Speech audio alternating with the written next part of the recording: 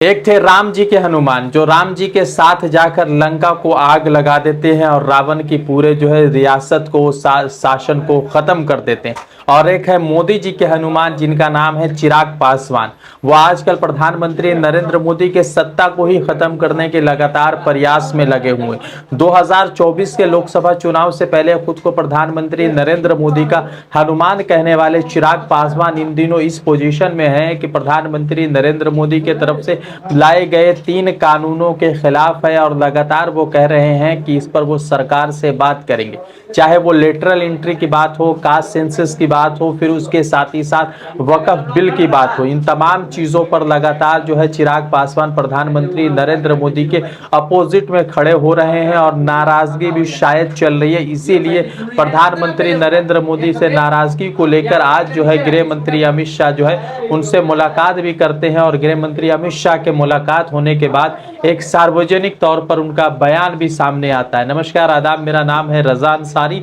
देश नीति पर आपका स्वागत है। देश नीति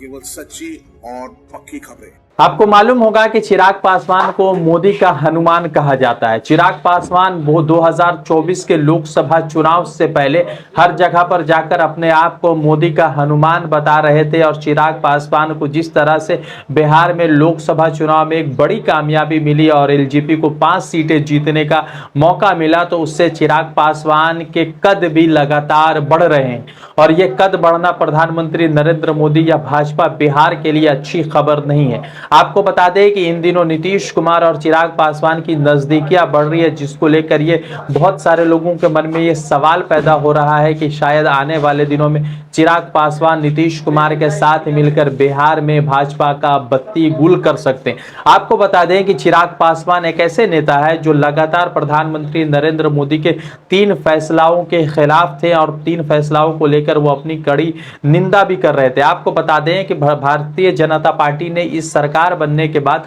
3 बड़े महत्वपूर्ण बिल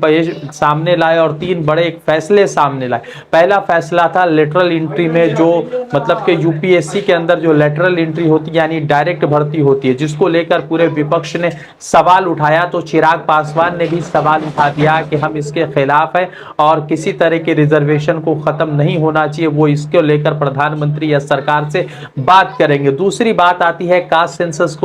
सेंसस को लेकर, जिसको लेकर इंडिया अलायंस के तमाम बड़े दिग्गज चाहे राहुल गांधी और अखिलेश यादव वो लगातार सवाल उठा रहे थे और लगातार जो है सरकार से सवाल पूछ रहे थे, जिसके बाद जो है कंगना रनावत या और भी भारतीय जनता पार्टी के लोग हैं वो कास्ट सेंसस के विरोध में नजर आ रहे थे और कास्ट सेंसस के खिलाफ चल रहे थे। तो इसी बीच जो है चिराग पासवान का एक बयान सामने आया था, जिस बयान में चिराग पासवान ने कहा था कि एलजेपी जो चिराग पासवान की पार्टी है वो हमेशा चाहती है कि पूरे देश भर में कानून बने, पूरे देश भर में कास्ट सेंसस हो, ताकि जिसकी जितनी आबादी है उसकी उतनी भागीदारी जो है सुनिश्चित की जाए। उसके बाद आता है वक्फ का बिल। वक्फ बिल जैसे लोकसभा में पेश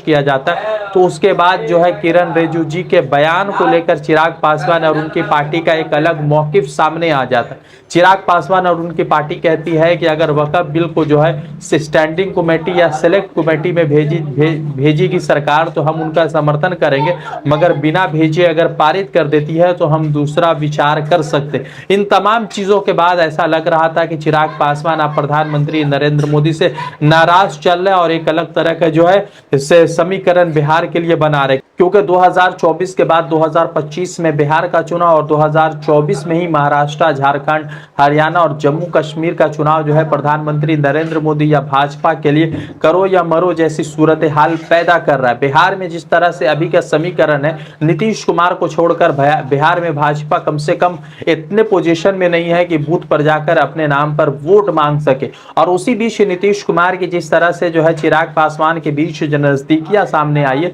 उसको लेकर भारतीय जनता पार्टी के मन में कई सारे सवाल पैदा हो गए और इसी सवाल को दूर करने के लिए गृह मंत्री अमित शाह कल चिराग पासवान से मिलते हैं और चिराग पासवान से जैसे मिलते हैं तो एक खबर सोशल मीडिया पर वायरल होती है कि शायद अब चिराग पासवान जो है मोदी के खिलाफ नहीं है, मगर उसी बीच जो है चिराग पासवान ने एक बयान दिया। चिराग पासवान ने कहा कि प्रधानमंत्री नरेंद्र मोदी के साथ उनका रिश्ता अटूट है, वो रिश्ता टूट नहीं सकता और जब तक प्रधानमंत्री नरेंद्र मोदी सत्ता में रहेंगे, प्रधानमंत्री रहेंगे, वो उनके साथ बने रहेंगे। और साथ ही साथ चिराग पासवान ने यह भी कहा कि अगर भाजपा चाहती है तो वो उनके साथ बिहार का चुनाव संघ में या बिहार विधानसभा संघ में लड़ सकती है। यानी कि चिराग पासवान अभी भी अपने आप को ओपन महसूस कर रहे हैं और किसी दूसरे दल के साथ गठबंधन करने को तैयार भी मान रहे हैं। और इसीलिए चिराग पासवान ने कहा है कि अगर वो चाहे तो बिहार विधानसभा चुनाव साथ में लड़ सकते हैं। इन तमाम आंकड़ों के बाद प्रधानमंत्री नरेंद्र मोदी के हनुमान खुद उनकी सियासत का लंका को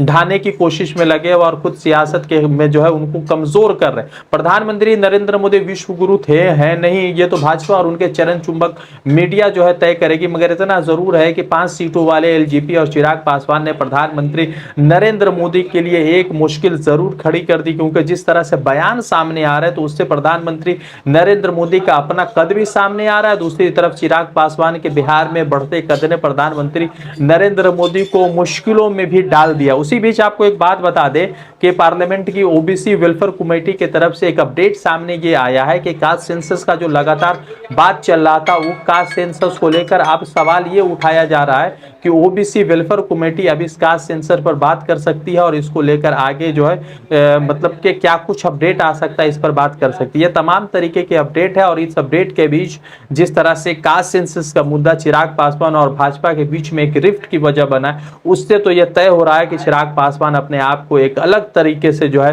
प्रधानमंत्री नरेंद्र मोदी की भाजपा से अलग सियासत का एक नजारा पेश कर रहे हैं। रजा अंसारी की रिपोर्ट, देश नीति के लिए।